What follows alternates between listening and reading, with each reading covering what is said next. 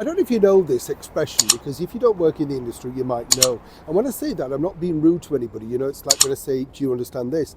Everybody has different sort of sayings, don't they, around the world. So we have to be careful whether you understand me or not. Somebody said in a comment the other day, does he mean bon mot? And I thought, and the woman underneath very kindly said, it's his accent. I thought, well, yeah, absolutely. But there's always somebody ready to have a critique, isn't there? And you just kind of think, look, it doesn't matter how we say it as long as we understand each other.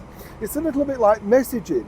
Now, when you think about it, for years I was lucky enough to go onto these particular film junkets, the set visits, you know, and the junkets in the hotel, let me tell you, the most tedious and dull that you can imagine. But if you get to meet somebody that you really like, whether it be Sylvester Stallone, you know, Tim Allen, I don't know, John Travolta, I was so lucky to meet and interview them all, and we had such a riot of fun.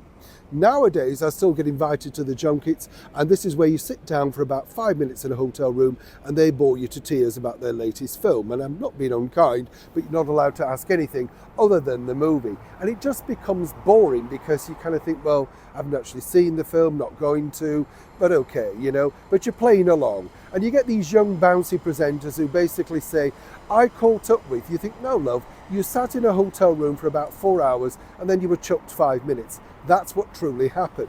So I'm so thankful that I bypassed this particular opportunity because, as many people know, there's a big screen version of the hit musical Wicked currently out.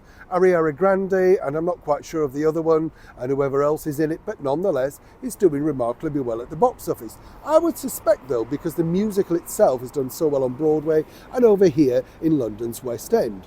But then you sit through some of these junkets and just listen to the absolute claptrap that's coming out of this person's mouth.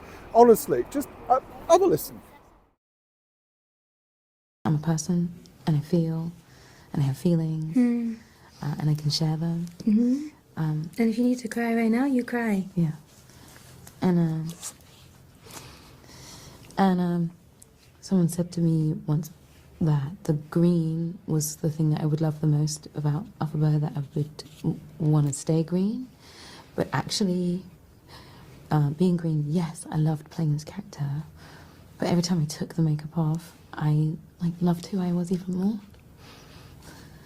So I've come away feeling really beautiful. You f***ing are. Yeah. Holy shit. I mean, God. You absolutely. know? Yeah. What you've brought to this film and to these characters, you've not just taken care of them, you have transformed them for good. Thank you. Really. Thank you very much. Thank you. This is also my first time ever doing a junket. You have been the light of the day. You are truly- such a gift. You brought such light into the room. Thank you very much. We for appreciate coming you. into this room today. you. We needed you to come in. So, as you can understand, now, the woman interviewing her, I think she was from some kind of newspaper, and apparently it was the first time she'd ever interviewed somebody of that level. Oh, goodness. And she couldn't believe it, and it was marvellous, and it was moving and everything. Now, it's narcissism at its best, because it's not about the film, is it? You know, she's talking about when she took the green makeup off, when she did this, and how she felt best in her own skin. Love, you're selling the movie. It's not about you, but it is, you know, because everything now in this GZ Generation Z thing is about the individual.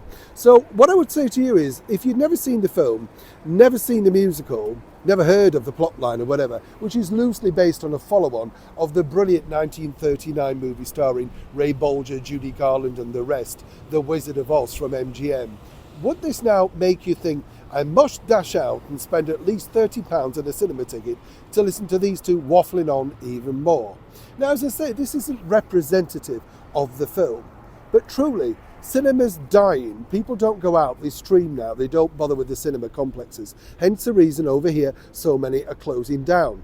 But when you see junkets like this, I ask you, is it truly any wonder? And let me know in the comments below. Rewatch it if you want, but this is truly what they said, and this was allegedly to try and sell the film. Imagine if they didn't want to sell it. Neil Sean in the very heart of London.